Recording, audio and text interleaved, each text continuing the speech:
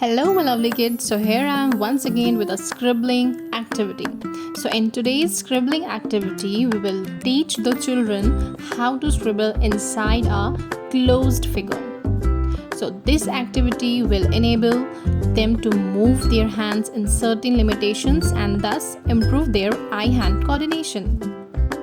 I request to your parents, please make a circle, square or any shape and the children will scribble inside the figure with color red, only in a sleeping line direction. Now we have taken a paper with a big square figure drawn on it and a crayon red in color. So today we will scribble with color red.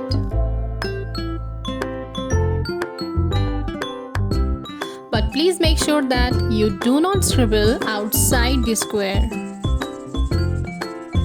So keep practicing my lovely kids. So see you soon in my next video.